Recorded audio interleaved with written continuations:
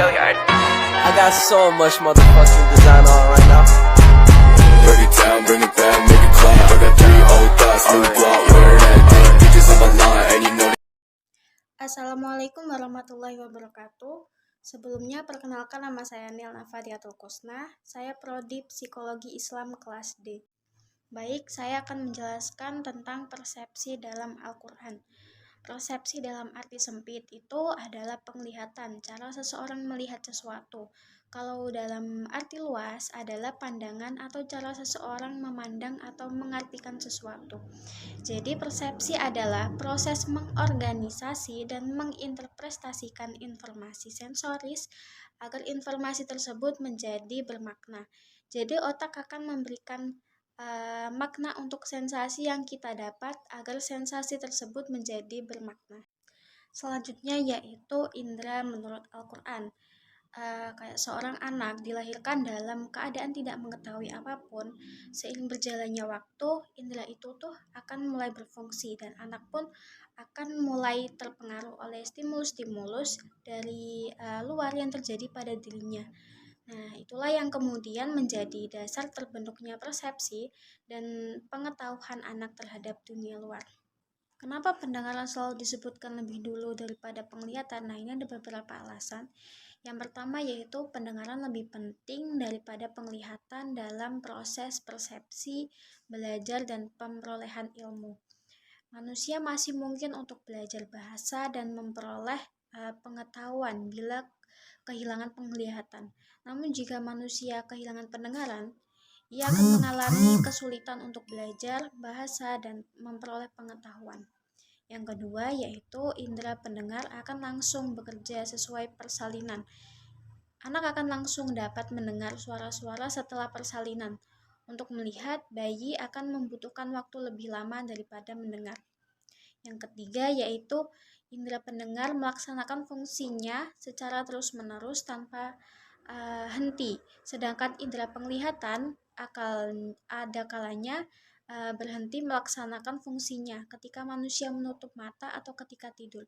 Suara nyaring juga dapat membangunkan manusia. Oleh sebab itu, Allah itu menerangkan bahwa Dia menutup telinga para asbabul kafi ketika berada di dalam goa, sehingga mereka tidur terlelap dan suara pun tidak membuat mereka bangun.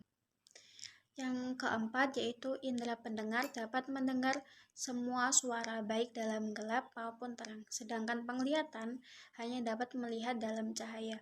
Hal ini karena indera pendengar dapat menerima suara yang datang dari segala arah, sedangkan mata hanya dapat melihat bila manusia mengarahkan pandangannya ke arah sesuatu yang ingin dilihatnya. Selanjutnya yaitu indera perasa.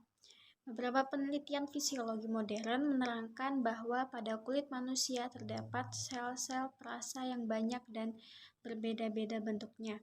Sel-sel tersebut khusus untuk menerima berbagai macam tertentu, sebagaimananya merasakan panas, terus dingin, terus sentuhan dan tekanan, dan sebagaimana merasakan sakit.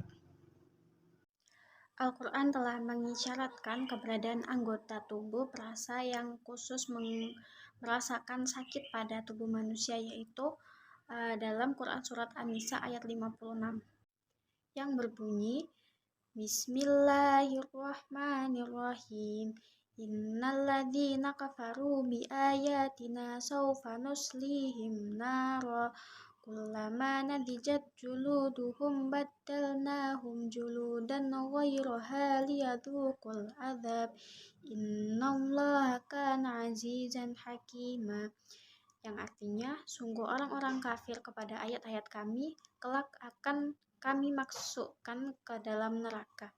Setiap kali kulit mereka hangus, kami ganti dengan kulit yang lain agar mereka merasakan azab. Sungguh Allah Maha Perkasa dan Maha Bijaksana. Jadi, apabila kulit terbakar dan sel-sel tersebut hilanglah rasa kulit itu. Oleh karena itu, Allah Subhanahu wa Ta'ala mengganti kulit orang-orang kafir itu dengan kulit yang baru, dengan sel-sel perasa yang baru. Pula agar rasa sakit mereka itu berkelanjutan. Selanjutnya yaitu persepsi di luar jangkauan indera. Persepsi ini oleh psikolog dinamakan persepsi di luar cakupan indera, kayak misalnya telestesia, yaitu melihat sesuatu atau kejadian yang jauh di luar jangkauan indera penglihatan. Yang kedua yaitu telepati, yaitu mengetahui kata hati atau pikiran seseorang yang juga biasanya berada di tempat yang jauh. Yang ketiga yaitu istihtaf, yaitu mendengar sesuatu seruan atau pembicaraan dari tempat jauh di luar jangkauan indera pendengar. Jenis persepsi di luar jangkauan indera ini tidak ada pada semua orang, tetapi hanya pada segelintir orang yang memiliki bakat yang khusus.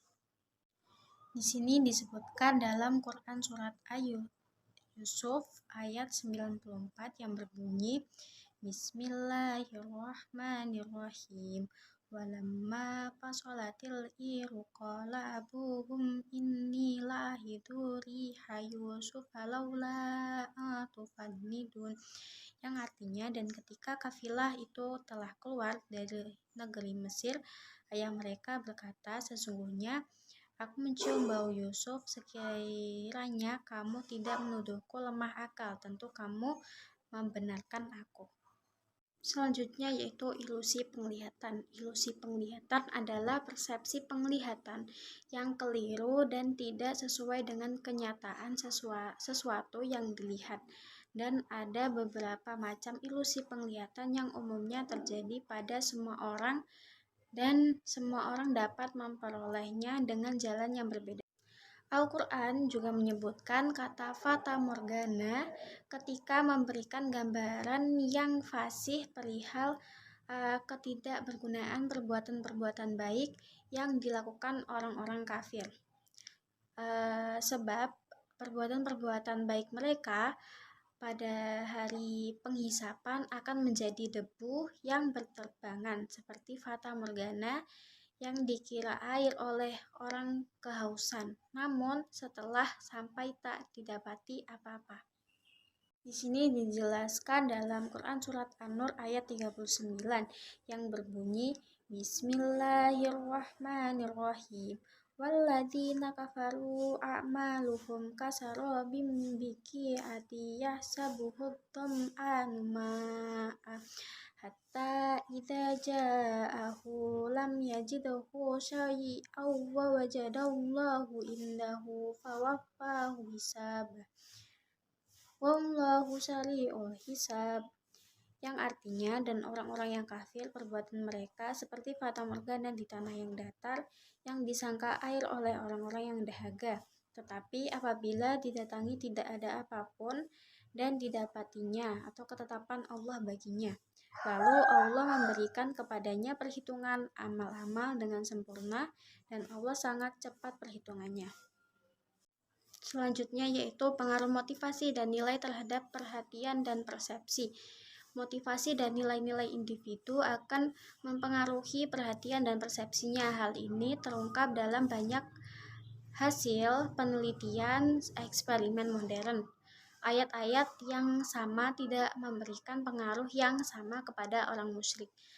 Pendengaran persepsi dan pemahaman mereka dalam keadaan lalai. Contohnya yang dikatakan dalam Al-Quran menggambarkan keadaan lalai yang disebabkan kemusyrikan dan ketakberimanan kepada Allah Subhanahu wa taala. Jadi hal ini menjadikan indera orang-orang musyrik tidak bekerja melaksanakan fungsinya. Terima kasih. Wassalamualaikum warahmatullahi wabarakatuh.